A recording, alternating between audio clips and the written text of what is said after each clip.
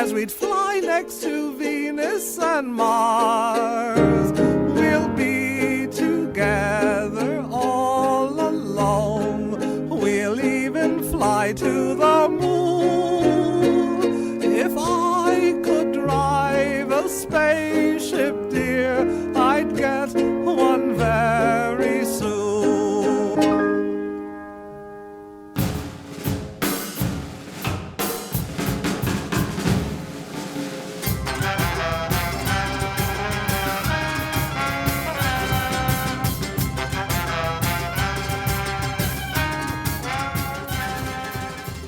Welcome to Amusing Jews, where we celebrate Jewish contributors and contributions to American popular culture. I'm Jonathan Friedmann. And I'm Joey Angelfield. Producer-engineer Mike Tomren is working somewhere behind the scenes. Amusing Jews is a project of Adat Chaverim Congregation for Humanistic Judaism, the Jewish Museum of the American West, and Atheists United Studios. Hey, Joey, there's something inherently charming about stories written by children. The creative spellings, juvenile punctuations, stream of consciousness, unfettered imagination, and pure expression that typically dissipates as we grow older. Our guests today have a new book that wonderfully captures the innocence and bizarreness of youthful storytelling. We're excited to talk with Mathew Klickstein, a prolific author, filmmaker, and pop culture historian, and Rick Geary, a renowned artist, illustrator, and cartoonist whose graphic novel, Daisy Goes to the Moon, is published by Fantagraphics.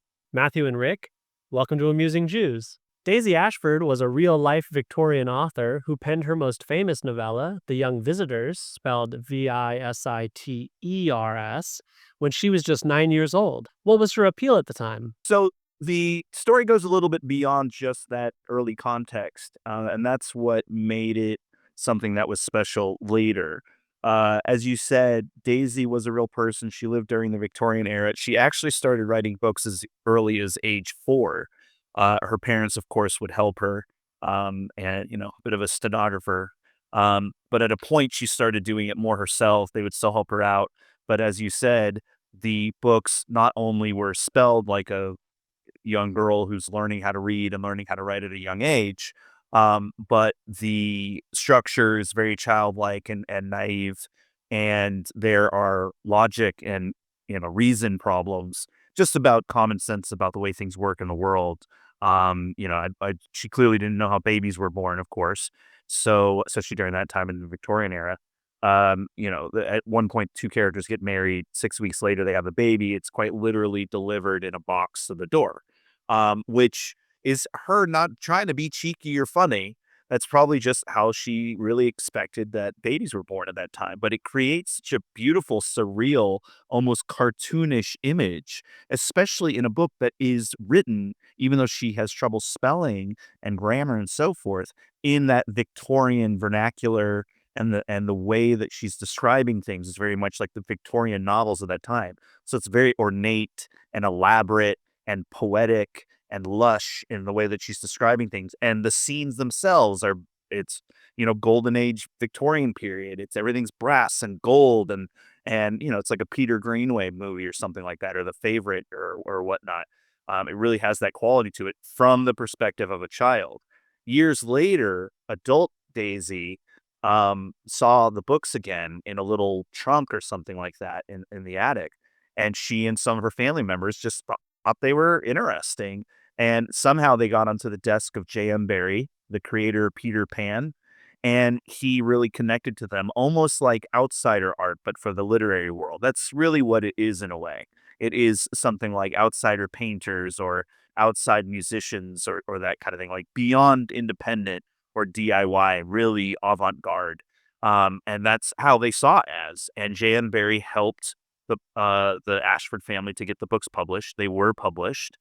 And, very quickly, it just became very interesting to people. And some people thought it was a gimmick.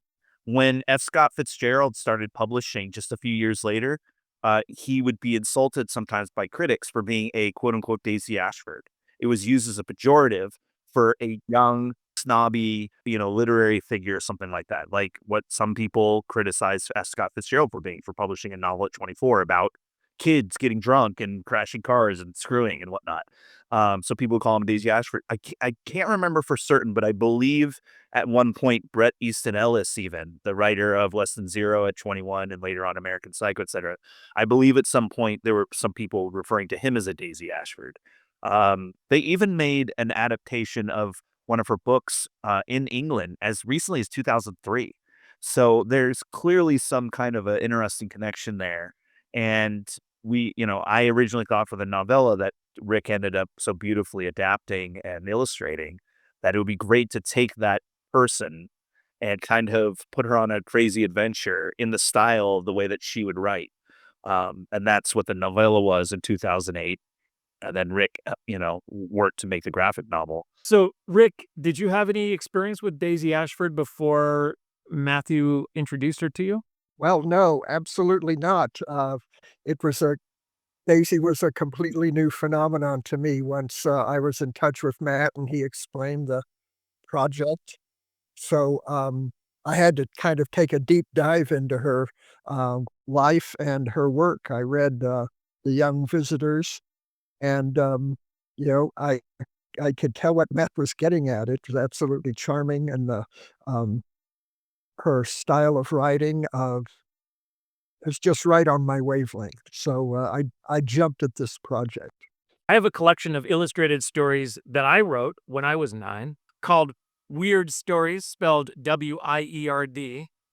It's got a story about an alien abduction, another one about Big Nose Jack, whose nose was bigger than his face and how he came to love his nose after winning a big nose contest, and a story of Jim, a pet pig who wanders off and becomes someone's dinner.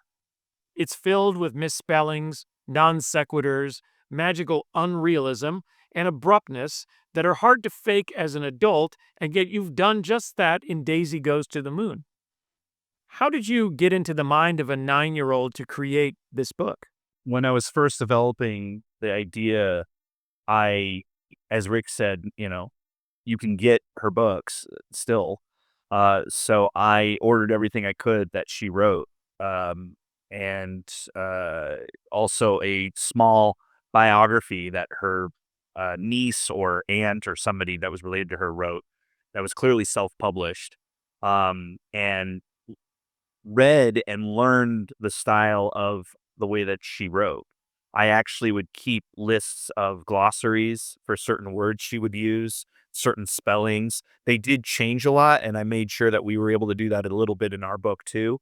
But there was kind of a language. There was this sort of pidgin Ashford language that I was able to kind of teach myself, and catalog, as well as certain phrases she would use a lot, certain images she would use a lot. And I really kind of taught myself the way that she writes. I have worked very much as a ghostwriter in the last few years on the side. And I think it's just something I've always been able to do is kind of emulate someone else's voice or language. Not perfectly, but enough to make it work. So I did that.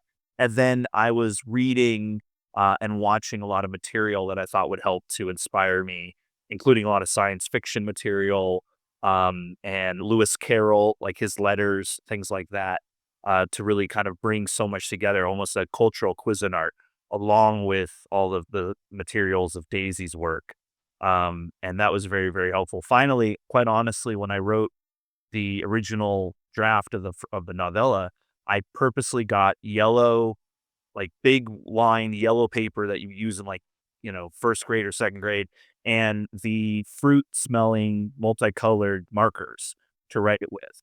I just really wanted to make myself feel like I was in this world, and it worked. And what's great, I don't know where it is. I know I have it somewhere. So somewhere there is the first draft of Daisy written on this yellow paper, and it looks like a rainbow because I would go through all the different colors to write it. And so from every aspect, I was very much engaging myself with that idea and that world. That almost sounds therapeutic, returning to your childhood in that way. I know you're big on nostalgia anyway. Was there something kind of magical about that process? Yeah, absolutely. I mean, I became very mentally connected with the idea of Daisy Ashford.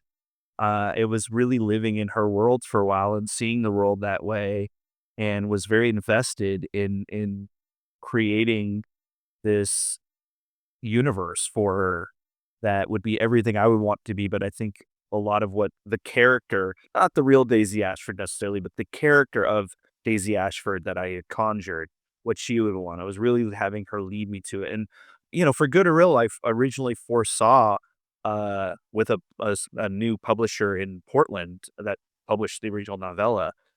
We were seeing this as something that we could really put out there in a larger way. Cartoons, more stories, comics, graphic novels. I mean, the fact that I haven't talked to the original publisher in a few years, and I grew up with him. We just kind of went our separate ways at a point.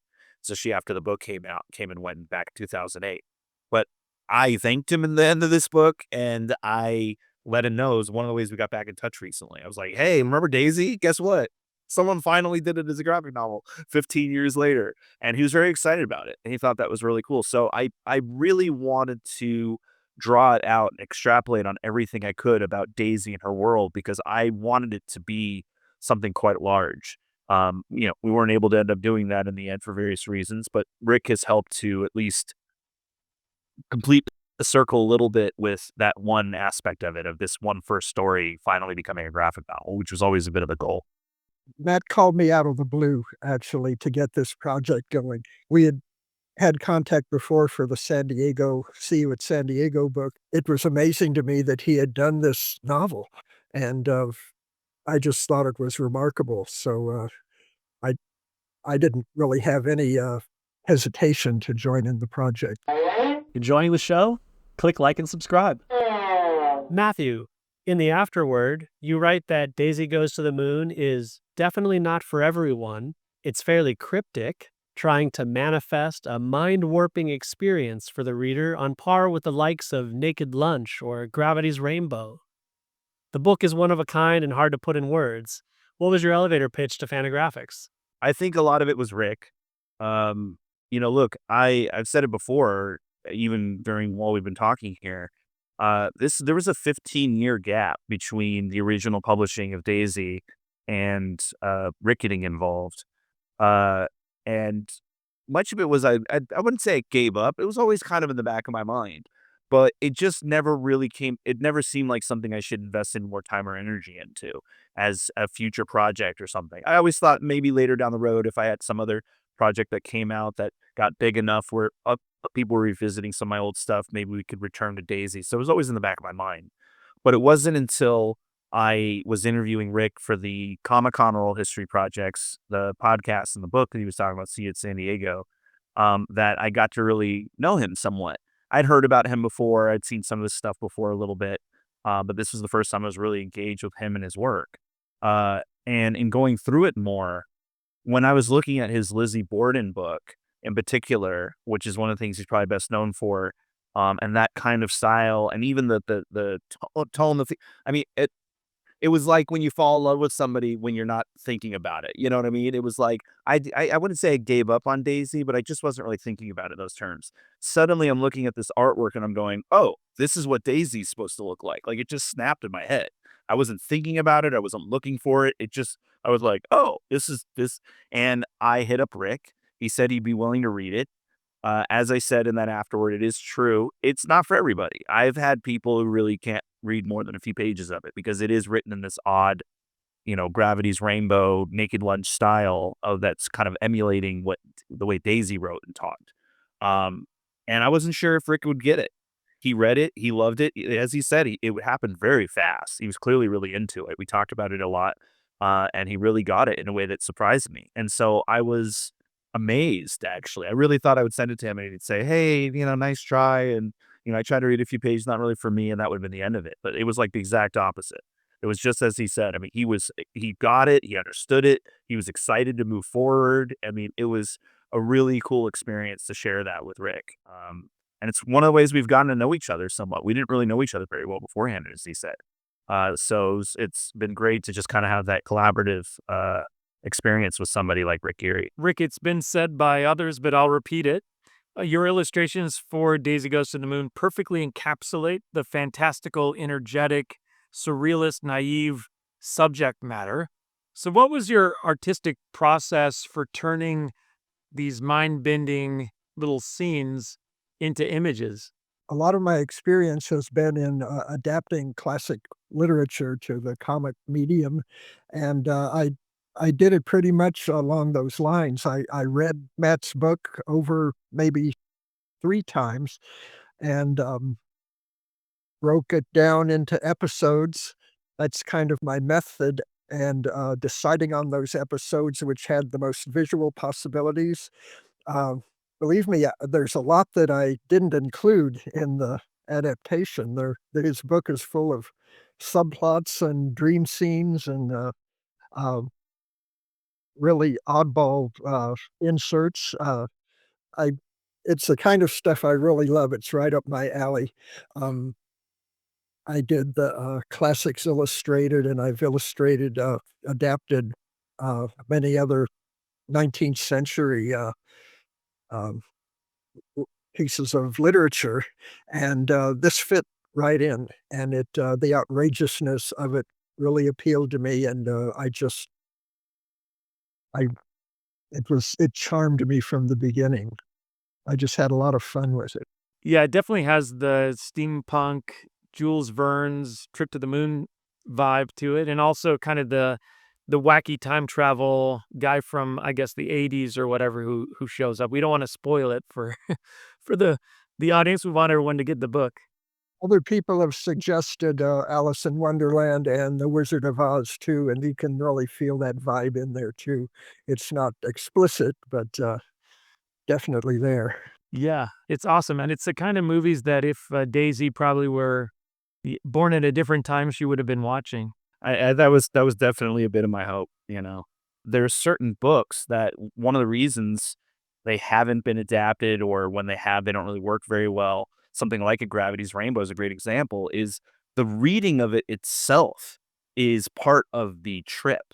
And I really wanted that to work out with when I was working on the novella. I wanted it to be very entertaining and almost interactive, and playing with things like those meta qualities or stories within stories, where very much again, like someone like Lewis Carroll, you feel like you're a little bit on a ride. It's a bit visceral because you're doing things you normally wouldn't do when you're reading.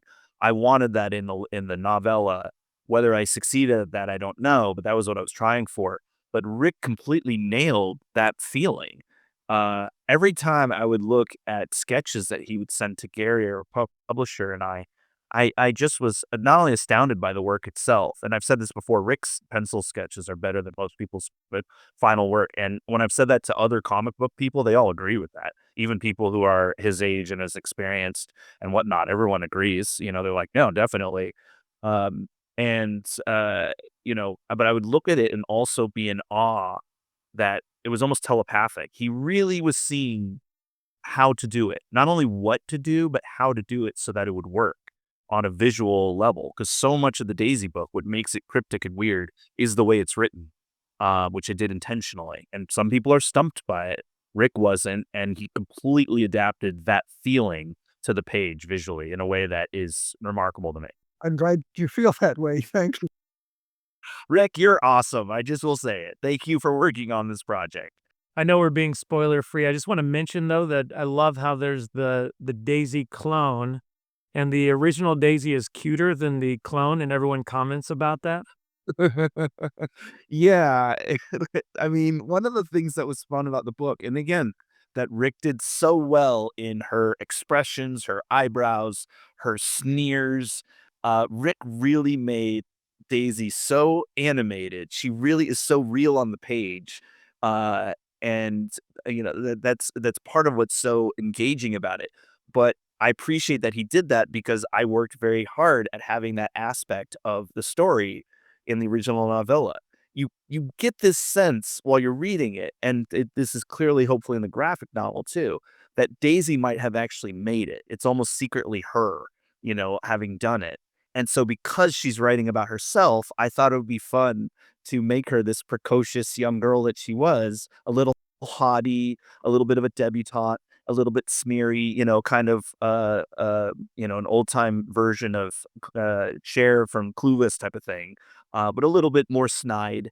And what she would write. And if she's going to write about herself, I thought, every now and then she has to kind of make it clear how beautiful she is and how cute she is and how everybody thinks she's so beautiful and whatnot, as just kind of little background noise, because she would always end up getting that in a little bit. She couldn't help herself as a little 9-year-old, so a little princess. So that was kind of where that came from. And Rick did an incredible job of visualizing that on her face and the way she moves, so to speak, in the different panels. You get the sense that she's mischievous and precocious. She has her temperament, definitely. She's a little bit, haughty and princess-like, as you say. I love that aspect of her.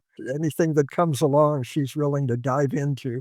I love that character. Yeah, another great part, of course, is when she's invited on this trip to the moon and she doesn't even ask about it. She just jumps right on. No commentary. Yep, definitely. Maybe a little bit of a lesson for the kids. Stay away from strangers, especially those with rocket ships. Yeah, that was part of the fun of it. Was she just, as Rick said, or as you were implying just now, she's always up for adventure. I mean, whether she is a bit bitchy at times, I guess would be a way of saying it. Uh, it doesn't matter. It's almost part of her appeal, clearly, because everyone's following her around, very much like Dorothy from Wizard of Oz again. She very much is the center of attention for all these different other characters. It's almost like the world is building or moving around her a little bit, which again makes sense because it was, the idea was that it was written by her. So she'd be the center of the world and everybody's constantly attracted to her and her specialness as kind of the heroine of the story. But she also is, a little bitchy and people seem to kind of like that about her maybe. So, that's kind of fun. That was fun to kind of work that in. I found her to be endearing and also inspiring. Maybe it's a warning about not following strangers with rocket ships, but I also think, like it kind of got me, and I thought, yeah, maybe I should go on an adventure as well, and keep notes on it as well. She's strong and robust. And when I say bitchy too, I'm thinking too of great movie and book, Stephen King's Dolores Claiborne.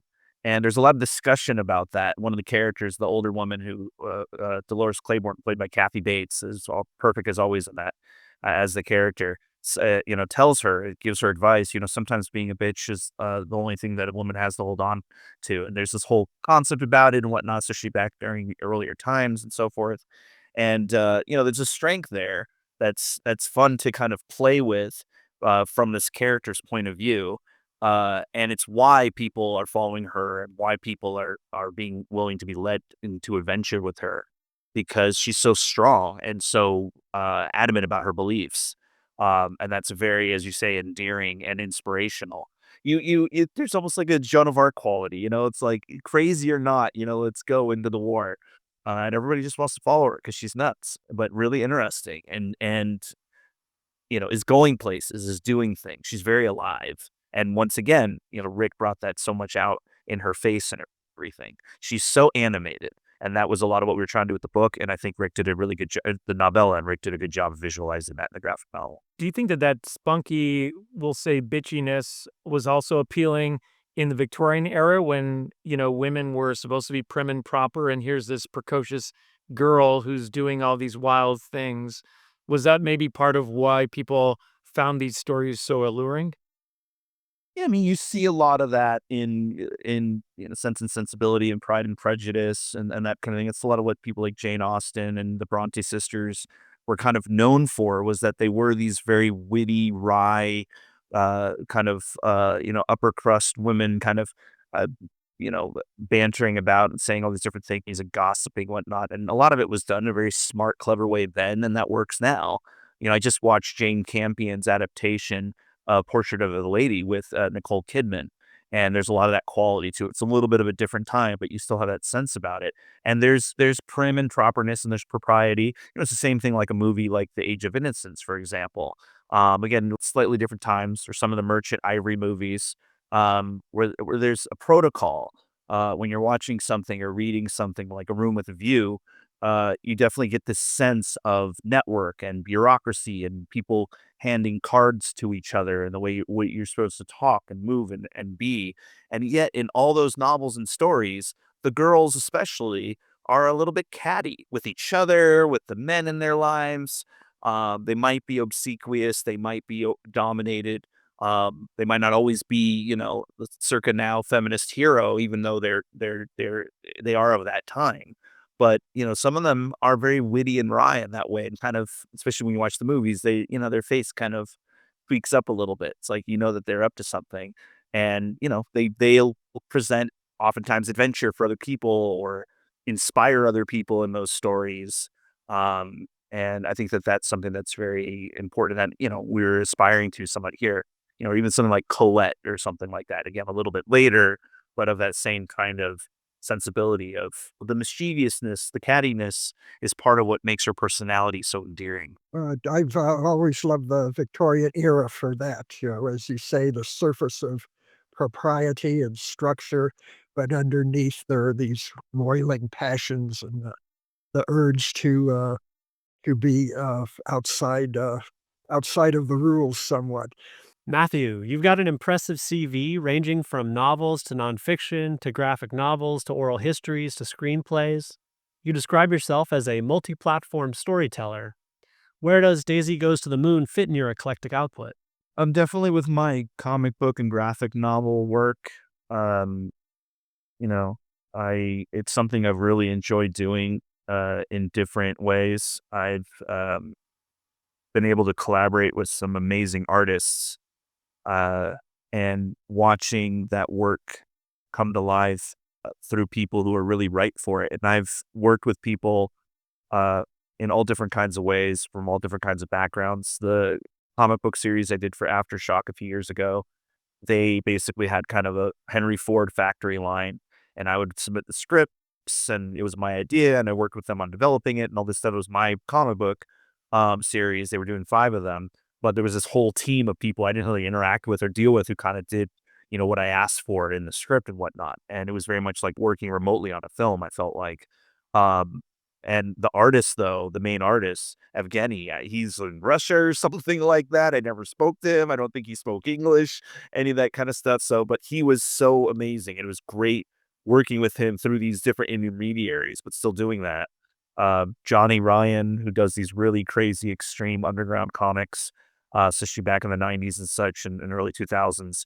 He still does a lot of stuff now, but that was when he was really prominent. He illustrated some cartoons for a book that I was ghostwriting, and that was a whole other experience. And then now Rick, and he pretty much did it all himself. This particular graphic novel, but I would give him different thoughts and whatnot when he would send me his pencil sketches. So there was still some collaborative aspects there. We would talk about a lot of different things and references and whatnot.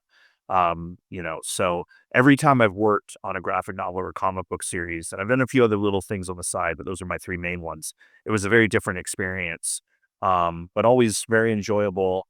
So I would definitely put Daisy Goes to the Moon in that segment of my work, I guess. And Rick, you've had a long and storied career. What was it like working with Matthew on this book? Was it similar? Was it different? Was it exciting? I know probably you've seen it all by this point. You might say that, but working with Matt on this book was a dream. It seemed like from the beginning we were certainly on the same path, and we definitely had the same vision for how this story would work, how it would look on the page, and uh, it was a very smooth process, I have to say.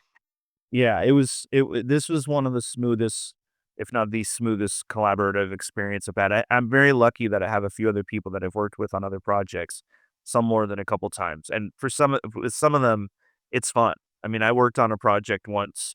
It was relatively small, but the pay was decent. And just because I wanted to work with this particular person and we were living in the same town at the time, I asked if he wanted to split it with me. And I was like, it'll make it a little easier, and that way we can work on it together and it'll be fun.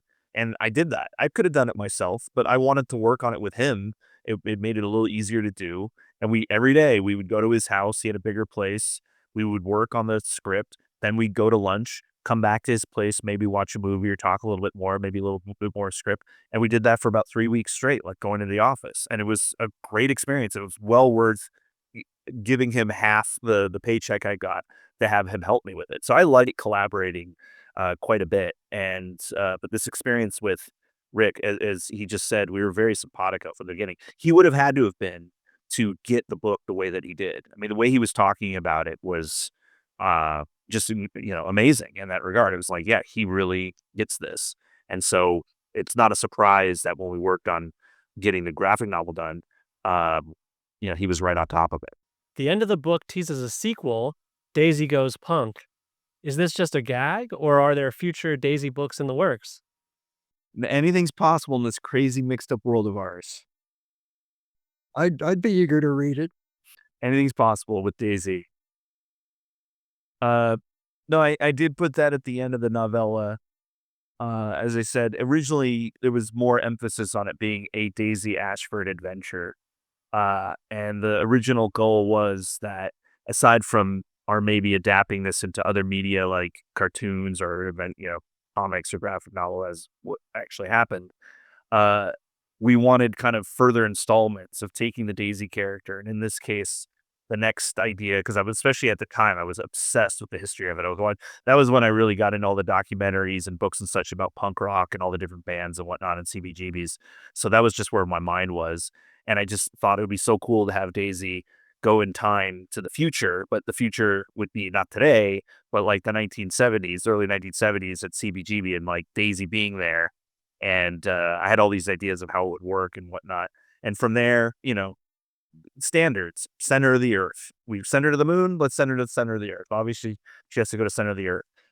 She would go into other books. That was one, that kind of old trope of bouncing around other great works of literature, like Daisy in, different books, even of the future, that kind of thing. Caveman era, gotta send Daisy to the caveman era. Obviously, that has to happen. So, that was the goal. And so anything's possible. I mean, we'll see what happens. But that's the idea. I would love to do something like that.